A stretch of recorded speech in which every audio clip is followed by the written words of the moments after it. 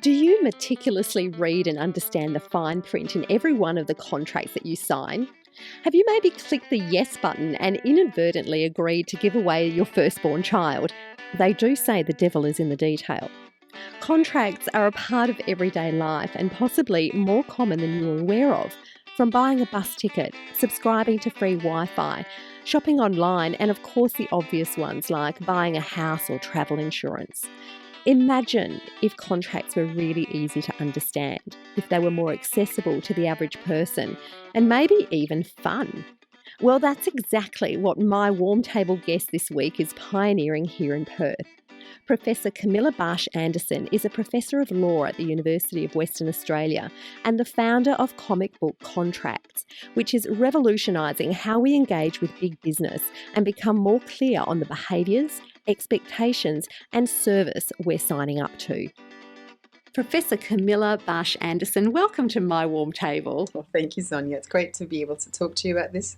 Look, I'm excited about comic book contracts because I remember meeting you over breakfast with a mutual friend a couple of years ago, and I had never heard of the concept of comic book contracts, and you had me enthralled over our scrambled eggs that morning, thinking and talking about what it is that you do. So first, let's just take a step back and tell me a little bit about yourself.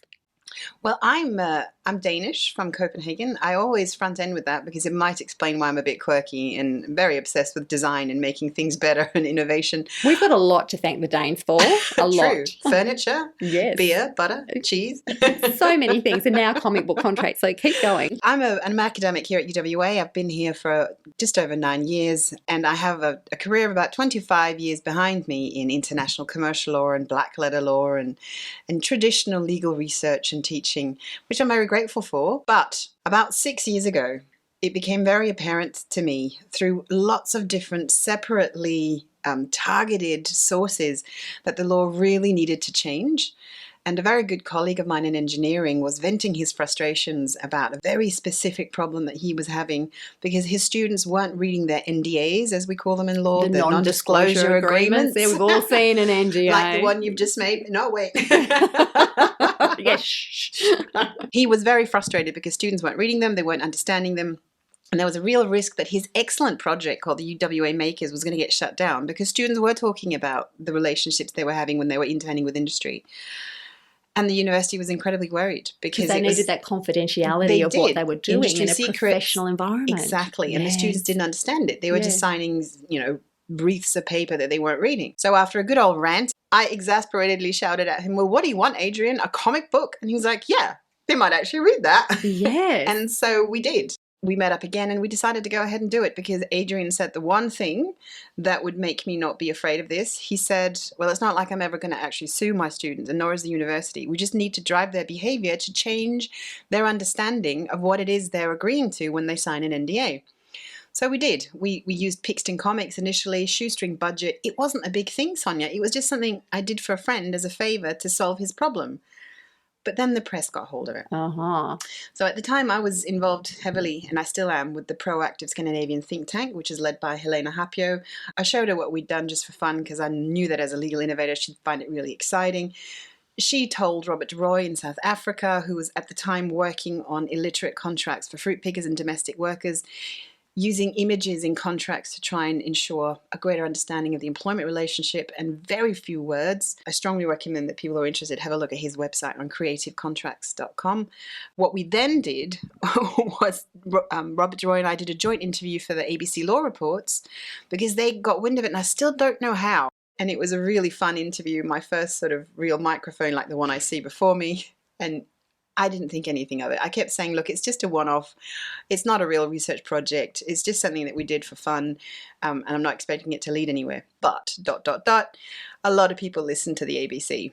And didn't your inbox explode the next day? Absolutely. The next day I had more than 600 emails from people, a lot of artists, including some of the ones that we work with still today, offering to work on the project for free if I would just take it further and explore it more. And I was a bit stumped by all this. I actually had to hire a research assistant to politely decline 1 million emails of people wanting to help on the project because there is no project. But very soon afterwards there were, because one of the emails was from the then head of innovation at Oricon, John Maguire, an absolute visionary and a gorgeous person to work with. He came into my office with a checkbook saying, how much do you want to work with me on this? And that never, ever happens in my profession, Sonia.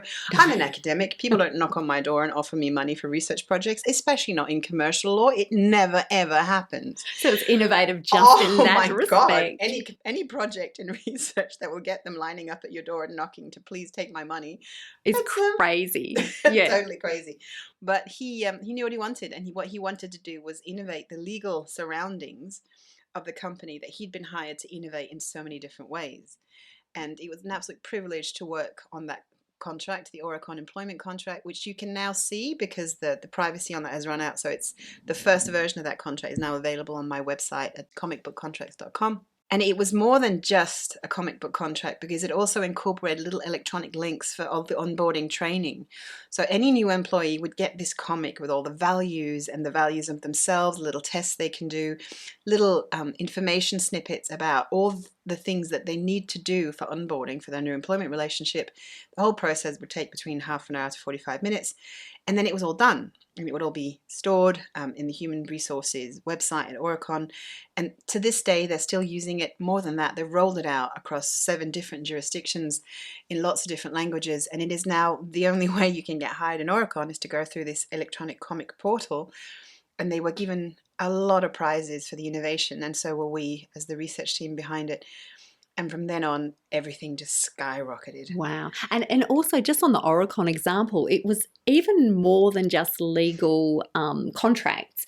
It actually drove culture change, didn't it? And this is coming back to what you were saying earlier, Camilla, in that contracts are there about behaviour, about actually acknowledging and articulating the behaviour that is expected by both parties to the contract. I think that's the enlightened way to see a contract. But unfortunately, a lot of lawyers won't necessarily see it that way. They see contracts as a punitive a structure to allow punishment if someone doesn't perform their behavior. So the focus isn't so much on illustrating the necessary prerequisite behavior, but rather on what stick to hit people with if things go wrong, which is not the best proactive mindset in trying to avoid disputes.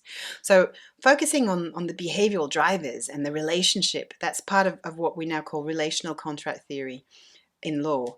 A Nobel Prize was given to Malmström and Hart for thinking of this in the first place and proving the economic sensibility in focusing on the relationship, reducing disputes, and minimizing some of those volumes of contracts and just focusing on the relational framework structure and the behavioral drivers after we started our project. So that happened a few years into our project, and we are now able to point to that and saying, look, we're definitely doing something right because this is what we are also doing. Yeah, and they won a Nobel Prize for I'm waiting for my Nobel Prize, Sonia. When is it coming? And you'd like it in comic book form, please. Yes, please.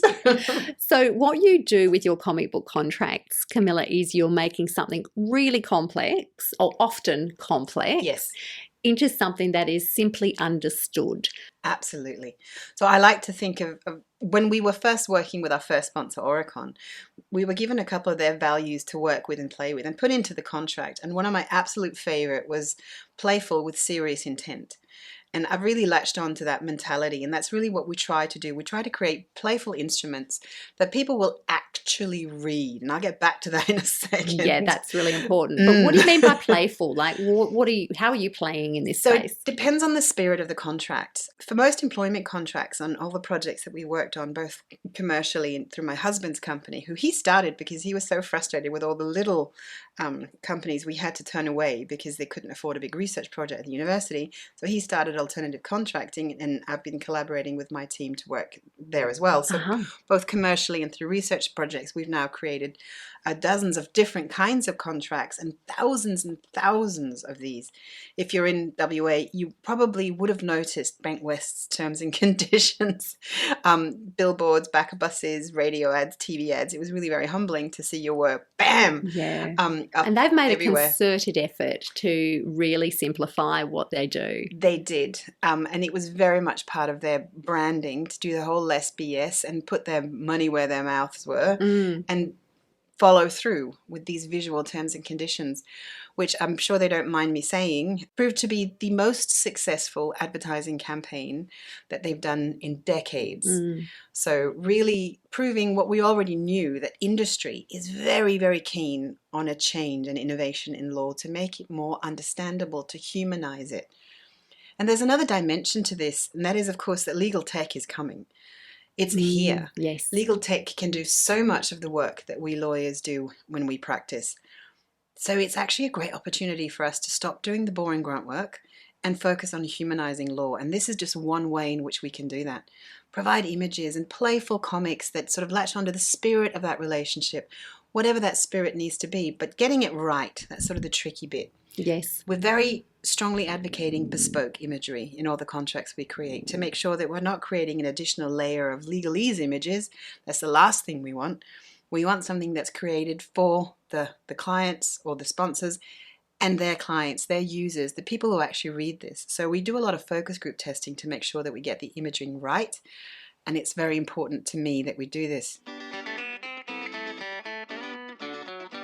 The appeal that comic book contracts has is it's simplifying very complex issues and getting to the real nub of what people need to understand at that moment for that particular contract. Absolutely. It's also looking at a whole different type of client who's going to be able to access the law. See, that is exciting to me. So, yes, there's going to be neurodiverse people who are going to be able to access the law, whereas they weren't able to.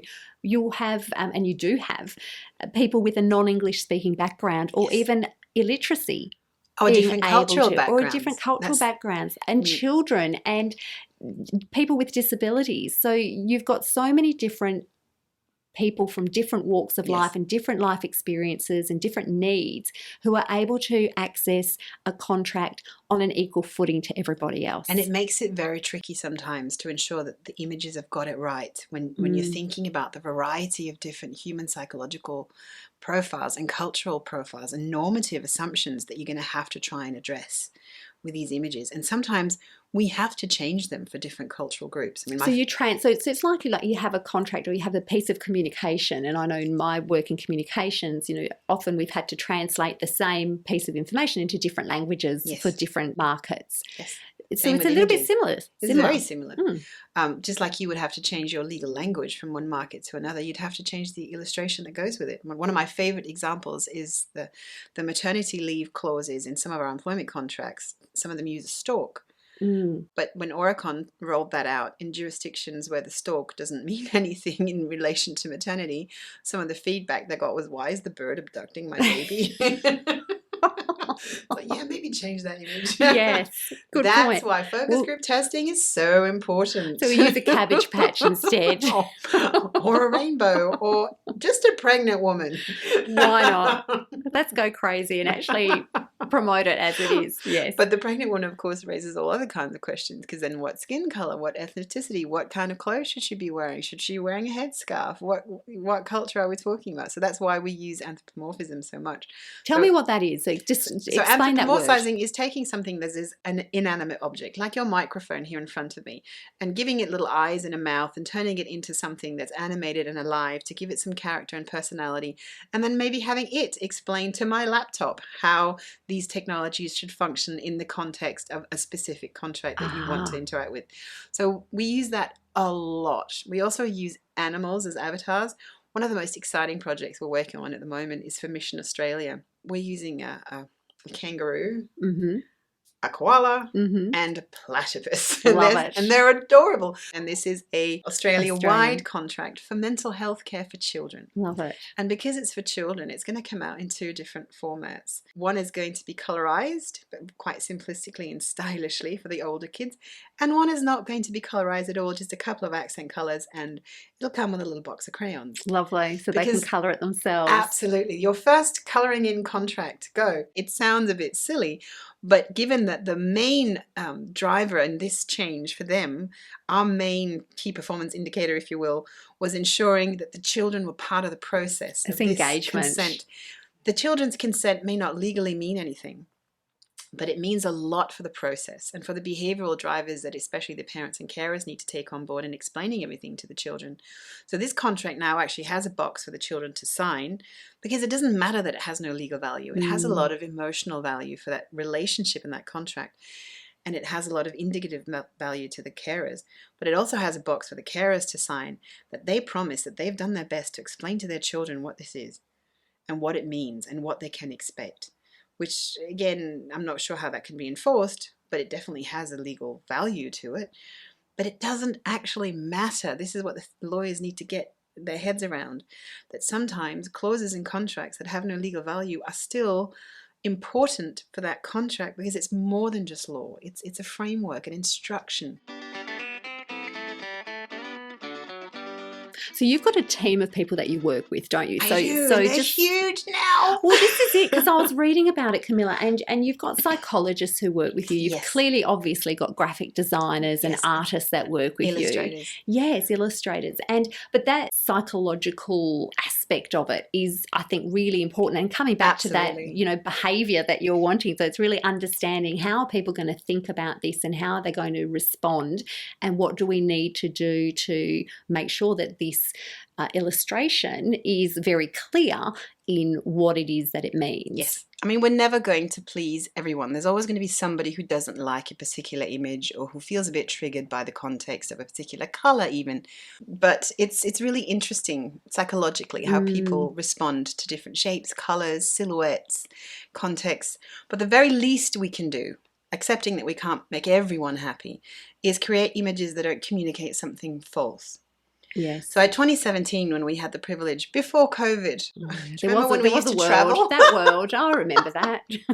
We had the privilege of hosting the Global 2017 Comic Book Contract Conference, the first of its kind. The next three were duly cancelled due to the pandemic. When that ran off in 2017, Robert French, current Chancellor of the University and the former Chief Justice, he very kindly rocked up and said that these contracts are, of course, binding as long as they can be properly understood. And it's there that the clincher lies. So we've been designing a lot of workshops and interpretive tool sets for the profession, for the Bar Association and for the law firms, to try and get their heads around how to do this in a way that actually does what it's meant to do. And the research projects that we've done so far are focused on three sort of main... So I'm just going to launch into the boring research bit now. No, go. No, we need to know what sits behind this. So we've talked about in the research team measuring the impact of these, and we've done that with longitudinal psychometric studies through the School of Psychology, as well as the School of Business, and as well through lots of different sort of neurology impact tests. And what we've done is boiled it down to three main categories: comprehension, engagement, and what we call perception. Perception's gone completely wild. It was originally something that I put in there because I was totally paranoid. I thought, oh my God, people are going to find this so patronizing, they're going to hate it. So I put a little perception testing thing into all the questions to make sure that people had an opportunity to say that they didn't like it and they hated the idea and they felt patronized and how so it made you me really feel. thought you were going to get some really negative feedback out of the perception. Because I got a lot of in-person negative feedback when the whole project kicked off. I mean, I had a heckler at a conference. Oh, did you? Call me a vigilante who was dumbing down the law. To which I could only say, how can it be worse than not reading it at all? Exactly. And we'll get back to that. So we've got comprehension, engagement, and perception. Perception sits in a little bit in the category of itself because it was originally my paranoia, but it's now taken off because it's now leading the marketing branch of the study. Because it turns out that transparent law is a hell of a marketing tool, which Bank West proved to us. Yes. So my good friend and colleague Sharon Purchase, who's the head of marketing here at UWA, she and I are now collaborating on a separate limb of this project. So it kind of runs in silos right now, where we're looking at that. Turns out that if people can understand the rules, that sells. Well, it makes people feel more comfortable that they know what they're getting themselves into. Of course it does, and it should. And it should, as it should, exactly. Absolutely, because it should be about that relationship. I mean, I firmly believe that. So it's also agency, like, you feel empowered when you actually know what you're getting yourself into and you feel you can trust. I mean, that's another element of perception, isn't it? Is trust. You feel like, oh, okay, I think I can trust them because I know what they're actually asking of me. Oh, totally. Whereas there's these other, the competitor, I actually don't know what they want. Yeah, the fine print. And the really unfortunate structures where you read through pages and pages of terms, and then at the end it says, oh, by the way, we can change these terms unilaterally at any point in time. Without any You're consultation. Like, oh, really? How am I supposed to trust that? Whereas in our contracts, if you have to have a clause like that, we remove it right up front. We say these are the terms as they are now. Unfortunately, we might sometimes have to change them. We don't do this lightly. We only do it because of legal, regulatory changes or drastic market changes, and we will always let you know. Yes. But if you put it up front and explain why, people are a lot more tolerant than if you stick it down at fine print at the bottom of the page and saying, by the way, none of this may not apply. Exactly. So it's all about the psychology of conveying the understanding and those behavioral drivers on both sides of the fence. Perception was one element, and then you said engagement was another element. And comprehension. So comprehension is obviously driven by engagement. It's one of our primary focus in the research studies. But let's deal with engagement first, because that is about whether or not people read their contracts. Now, anyone listening, be honest. Do you actually read your contracts? Well, I'm going to be honest here and say that I will always open the terms and conditions. It says click here for terms and conditions. And you'll scroll down to the bottom. Scroll down. Pretending I'll have a little read. No, we'll have a bit of it. Yeah, well, it is a pretense, because I certainly don't read every single word, but I will make the effort of opening the link, having a look around, and then, closing the link, clicking yes or agree, and it's done. But the devil is in the detail, isn't it? Oh, absolutely. And tell me about the bonus that's in the detail. The bonus or the disadvantage. Or the disadvantage. But tell me about the bonus. Well, wasn't there an organisation some years ago that actually wrote some crazy things in those terms and conditions just to see if people were reading them? So that's become a bit of a hobby of mine, Sonia, to collect these crazy contract clauses. In our industry of contract innovation, we call them Herod clauses, because the very first of its kind was a clause in a Wi-Fi contract that said that if you accepted the terms and conditions of free Wi-Fi, you had to give away your firstborn. So that's as in King Herod giving away your firstborn. That's just hilarious. But as anyone who knows a little bit of law will tell you, that clause probably isn't legal, because giving away your children not really something that you're there's a whole heap of human rights issues. It's not really part of your party autonomy to give away your kids, even though sometimes you might want to. But you're not going to do that through a legal contract that you accidentally didn't read. No, even if you want to. No. Yeah, that's right. So okay, so there was a Herod clause. So the Herod clauses. Another favourite of mine was at festivals, to get some of the services at a festival company for all the customers who buy into music festivals and stuff. There's a clause that says if you find the toilets in a less than desirable condition, you have an obligation to clean them in exchange for the services that we give you for free. Is that so? Yes, that's so. Now that one is intriguing, because a lot of legal systems that I'm aware of, that would just be considered an obligation in consideration of the free services, and probably enforceable, unless you would argue that it was snuck in into a contract that everyone knows no one reads. How interesting. Well, I guess everyone's going to drop their standards and say, no, that toilet was perfectly acceptable. And there's a limit to what you can do. I know, that's very true. Yeah, when was the last time you attended a music festival? No. There's a reason why I don't attend music festivals, and that's one of them. There you go. So best advice, if you accept the free Wi-Fi and some of the free services at music festivals, bring rubber gloves and some bleach just in case. But there was a good one. We actually got something out of it. And that one was actually part of a bona fide research project, just like the Herod clause in the first one. This one was really interesting because hundreds of contracts were sent out with a clause hidden in the middle that says, if you read this, click this link and put in your details and you will get $25. So you got to check in the mail. Absolutely. Except of how many did they pay? So I don't have the exact digit in my head, but it was less than 1%. So less than 1% of people who contracted under the terms and conditions that they professed to have read wanted money to have done so. And the research project concluded what we already know is that people are drowning in microtransactions and contracts and terms and conditions, and they are not going to read them.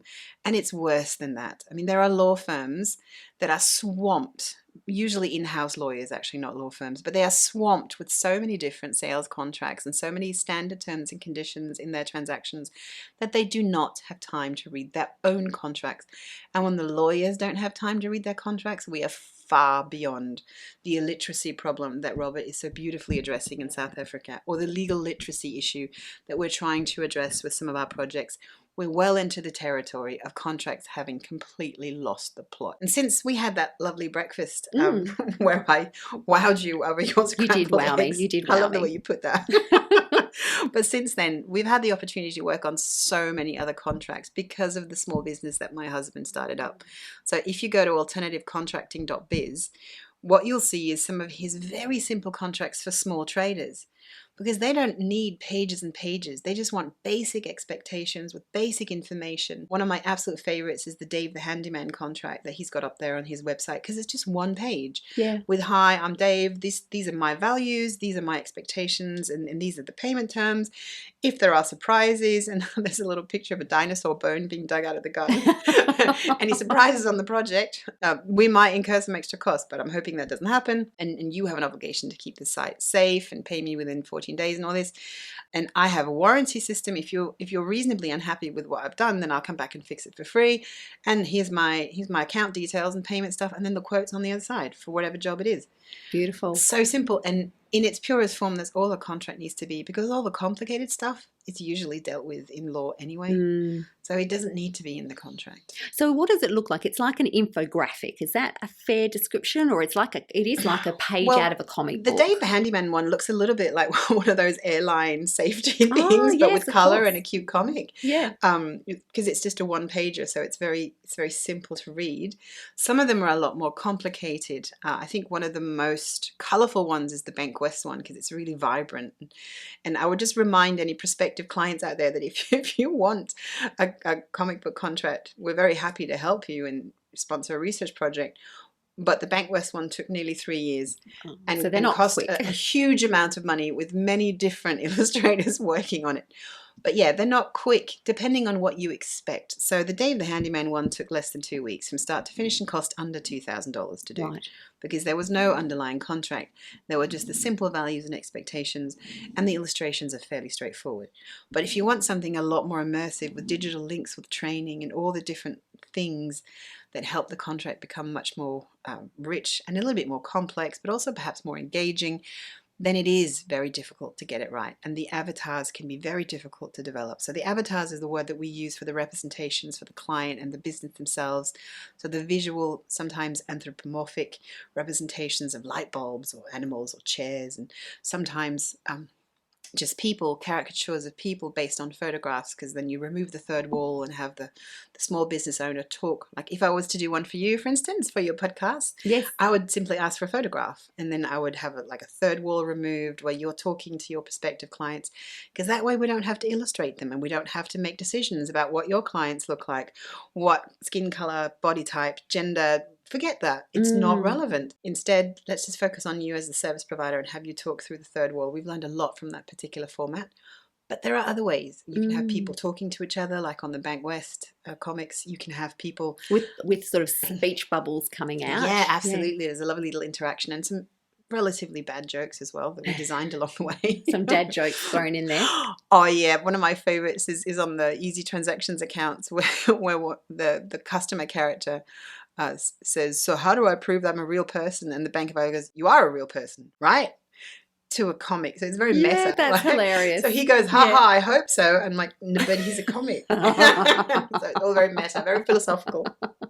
So you talk about things taking time and costing some money. They do. But the flip side of that is the economic efficiency. Oh, You've my actually God. found when an organisation actually launches the comic book cartoons and uses that as part of their day-to-day, there's actually an enormous efficiency for them. Enormous. So you mentioned the cultural change in an organisation before, and that has been really overwhelming. So a number of companies that we've worked with to help them with their visual contracts and to get a more visual platform have now come to expect that everything is visualized and illustrated and made friendly and with the right spirit and easy to read, to the point where Oricon shared with me a few years ago that they had their financial reports done.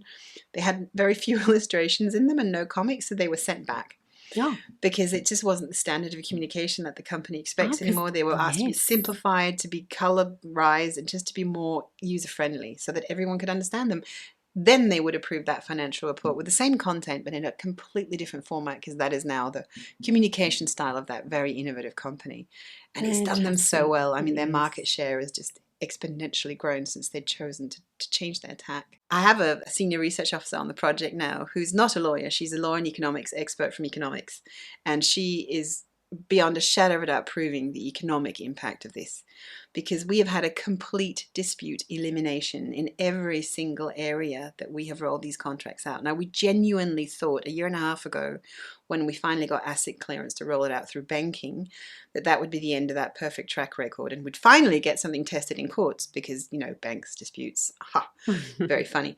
But there's been nothing. So you're actually investing in better relationships, fewer disputes, and black numbers at the end of the day instead of red numbers. So I just wanted to get back to that. Not that I think money is everything, but I think it's perhaps to many a more persuasive argument for why this is something they should be pursuing. Most definitely. No, that you make a very valid point there. Yeah, money, it matters. Money matters, it does. Although the hippy-dippy stuff about the loving relationship is great and I love it, it's good to be able to hit the platform for both. Well, and you have. I have, and that's what makes my life so gratifying at the moment. I mean, I'm spending 20 plus years writing research that you're pretty sure no one ever reads, to doing something which really changes the way things are done. It's incredibly gratifying. One of the other parts of this is that you've opened up a whole new opportunity for illustrators, graphic artists. Yeah, we actually get asked to talk at the graphic comic book conference. It's really cool. I never thought that would happen. Were you at Comic-Con? So there's an academic branch of Comic-Con called the PCAF, which is done at the same time, which is like the academic side. And I was asked to come and talk to the illustrators about this new opportunity for graphic illustrators. And they've actually had us back twice. So it's mind-blowing to think that you're starting a whole new niche for illustrators. But to be fair, that day when I got inundated with emails 7 years ago nearly after the ABC interview, there were so many graphic artists who were writing to me, including Louis Silvestro, who we worked closely with for so many years, that he's been trying to convince lawyers to let him illustrate stuff for decades and nobody's listened to him. So lots of people have had the very obvious thought that if lawyers have problems communicating, why on earth don't they use images? Like every single other profession in the world has figured out how to do. Lawyers, yeah, we take our time. So it's a bit like the Columbus egg. You know the story of the Columbus egg? No, tell me the story of the Columbus egg. Well, apparently in a bar somewhere before setting sail, a barman is trying to get an egg to stand upright, but it keeps tipping over. Columbus looks at it, he takes it, he taps the bottom of the shell lightly so it breaks, but without breaking the inner hymen, and then it's flat and it stands up. And the barman is furious, says, I could have done that. And Columbus says, yeah, but you didn't think of it. Yes. That's exactly right. So you need to do, not just think. Yeah, so right time, right place, very much. So myself and Robert DeRoy, the first two people to create these contracts, and for very, very different reasons. I mean, Robert DeRoy, bless his cotton socks, he's now got a huge grant from the Hague Institute of Legal Innovation because of the access to justice that his work represents. And we've latched a little bit onto that. One of our second big sponsors were the WAIS, the WA Individual Services, which offers in-home support for disabled people. And we were able to produce a contract for hiring domestic workers in the home that was entirely visual, one of the most difficult projects we've ever worked on, because getting the avatars right for a variety of different disabilities, including mental and physical, yes, so tricky. And in an industry where WAIS could only advise, the contract couldn't be prescriptive, but it had to be more of a pro forma template. So very difficult to get it right, but I think we managed, touch wood, because it's been rolled out for a few years now and we get nothing but positive responses, to the point where rumor is that legislation wants to change and use some of the images in the visual legislation. So we'll see where that goes. It's really fingers exciting. Crossed. That is exciting. And it comes back to that concept of picture tells 1,000 words. It does. And then that is a little bit intimidating, because that goes back to the fact that you've got to get the pictures right. And that's why we're so afraid of anything that's not bespoke imagery. So we have a couple of standard procedures and approaches. We use puzzle pieces a lot to show good fits and to get the idea set of something that needs to accommodate something else. And we use some recurring concepts, but we always try to ensure that the spirit of the drawings, the color schemes, and look, we're now working very closely with marketing sections in some of our bigger sponsors, trying to make sure that we stay within the boundaries of what they've defined as the psychologically correct image for their brand. And this is all very important, but it's also important if you don't have a branding division, if you're a smaller company but you want to get it right. The colors can be very important, very emotive, and look, it comes back to that interdisciplinary approach that you're doing. So we've got huge. It's huge. So we've got an interdisciplinary approach where you're bringing together experts from lots of different modes and experiences and professions all together to create these comic book contracts. You're changing behaviour through these contracts because you're actually highlighting what the behaviour is that's expected from both the organisation and its clients. We spend a lot of time risk assessing with the clients or sponsors to make sure that we get that right, and we also roll that out with, if they have dispute resolution professionals, we sort of test the assumption of what needs to be addressed, and we actually often end up putting things into the contract that wasn't there before. We eliminate tons of what I consider to be unnecessary legal verbiage, but we also incorporate specific behavioral drivers if they turn out to, in our risk assessment testing, to actually be significant to change behaviors. A couple of really good examples, like filling in timesheets. Most employment contracts don't stress the significance of filling in timesheets in time. So fresh recruits, just out of grad school, when they join an institution, they won't understand how important it is. You can't bill the client till you've given me the timesheet, so you won't get paid until you filled in your bloody timesheets. Yeah. Fill in your timesheets. Lawyers know that. Engineers know that. Consultants know that. But only through knowing it by living it. But now that we're putting it into some of our employment contracts, because it was pretty obvious that that was a real problem for HR managers and trainers, now that behavior is reinforced with its own little panel and the significance of doing this and how important that is, the problems have greatly diminished. And again, it's communication, isn't it? It is. And bringing those, well, I guess finding what the pain points are for an organisation and then making them playful. Yes. In a way, serious intent. With serious intent. Yeah, exactly right. Camilla, tell me a bit more about your road to do this, because this is really normal for you. Like well, it's become normal. It's become normal, but also the way that you visualize and think, and even with your experience as a mother, the whole idea of a visual stimulus and a visual understanding is something that's actually very close to your heart as well. Yeah, and I'm glad that you asked me that question. It's a variety of different individually targeted things that sort of came together at just the right time when Adrian was exasperated at his engineering students' lack of understanding of an NDA. There's my involvement in the proactive Scandinavian law movement, most definitely. And then, of course, there's my passionate love for comics. I grew up on comic books. We moved everywhere when I was a child. We lived in tons of different countries. My father was an international banker. And I just remember unpacking these comics as a priority wherever we got to a new home and just poring over them. In Danish, of course. Yes. Some of them fairly well translated from the Belgian or English or French. But I read so much Tintin and Asterix. I just have a genuine love for the medium without being able to draw I was just going to ask you whether you draw. Nah. I dabble in watercolours and oils, but I don't draw. But I don't have to. No, because you don't. The multidisciplinarity of this means that I just have to be able to talk about what the behavioural drivers are, and that the visualisers, the illustrators, come up with good ideas. And then I think just being Danish and wanting to do things that are designed more clever, working smart instead of hard, and trying to think of better ways to do things. I think it's part of it. I don't know. Maybe I'm just glorifying my own background. No, but I think it is there. And I think there's also, I'm sensing a lot more of a movement of this human-centered design and this idea that we need to redesign services that are actually going to make a difference. So not just in law, but even in the way that, you've got your counter at your shop.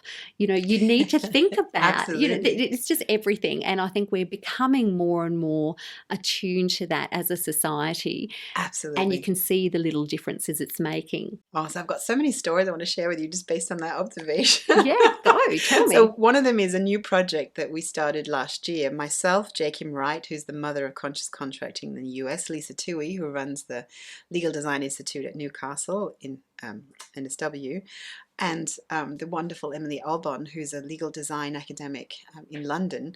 The four of us started a project called Lawyers as Designers, where we're currently asking for submissions from all over the world for legal design solutions, and not just illustrations and law, but everything, including one of the submissions that I've been trying to chase down here is the design of the State Administrative Tribunal here in Perth. It's absolutely brilliant. It's highly inspired by some of the South African courtrooms, to be less adversarial, to be put on a flat space. Everyone sits around a round table. It's more negotiation than litigation style in terms of how disputes are managed. And the architecture of the room is specifically done to support that. That is what I think is good design in law. It's not just about illustrations. It's about whatever it is that's going to facilitate an outcome that's going to be desirable for everybody. Exactly, but it's better designed solutions. I do want to come back to my Columbus egg your moment. Columbus egg moment. As a mother, I want to create better, more nurturing environments for lots of things. And I think it bears mentioning that I've got two amazing children, 18 and 12 they are now, and they're both autistic on the spectrum. My son arguably a bit more heavily than my daughter, but maybe not, because girls just mask it better. They do. Such an interesting neurological fact. And yeah, we're beginning to readdress that assumption. But one of the things that we learnt when my son quite clearly needed more help than my daughter was demonstrating she needed at a much younger age was we did a lot of training in how to do social stories, how to sit him down and manage his expectations with visuals on little panels, with like little stick figures that would express to him what was happening and what he needed to do, and then repeat it a few different times, wipe the slate clean and start over again, and maybe have him participate in the drawing to show that he'd understood. And that process is different from the comic book process we go through, yet has some very startling similarities in boiling things down to the most simple expectations. Where do you see the future going with comic book contracts? Oh, I mean, have you got your crystal ball? What's going to happen? Well, so my husband's actually training right now to work on animation.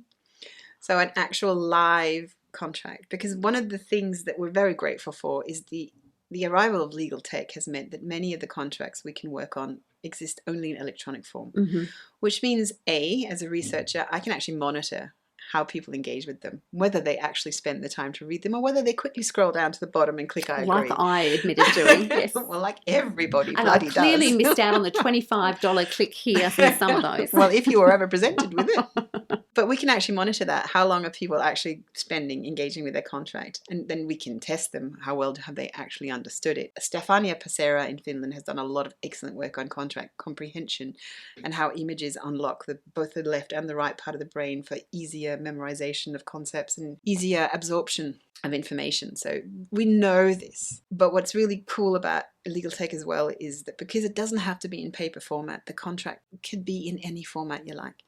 We've had a lot of interest in virtual contracts through headsets, especially for onboarding. So imagine if you're working on an oil rig and you're taking up employment and you need to do your safety training as part of your onboarding. Imagine if you could put on a virtual headset and walk around the platform. Yes. As you're looking and observing all the hazards as part of your onboarding training. How cool is that? Yeah, very cool. And we're looking at little animated strips where you can look at things like non-disclosure agreements. What is it that's important to us and what is it that we want you to do, not to do, with a little animated film. And then at the end say, I saw the film and I understand this, click. I just love the creativity There's nothing there. we can't do. There isn't. And it just shows you how intertwined, like you've just described, the brain reaction, just sort of like, igniting the brain to engage in what you're trying to do and unleashing a creative approach to something that traditionally has been pretty dry and staid. Sorry. No, I don't apologise. When you're not wrong, you're not wrong. Well, So, I just think the marriage of creativity and legal necessity is just a really positive thing. You're on a winner. The speed with which this is being appreciated here in Australia has been incredibly overwhelming. People just love it. And you're leading the way. Professor Camilla Basch Andersen, I am just been blown away by what you've... You're making me blush. Oh, But look, well-deserved blushing too, Camilla. You've just brought something really quite special to normal people and unlocked an area of law that we're all bound to, but a way that we can now actually feel quite empowered because of the transparency and the fun that you've brought to it. Thank you. Wishing you every success in wherever comic book contracts goes. I'm going to look out for them in all different businesses, and Awesome. I wish you well, and thank you so much for your time in telling us about this around My Warm Table today. Thank you, Sonia. It's been an absolute joy. And can I just add that I also hope that this makes my profession saner. We have a massive issue with mental health and law because of the hours that are worked and because of the dryness and the lack of humanity in some of the services that we provide.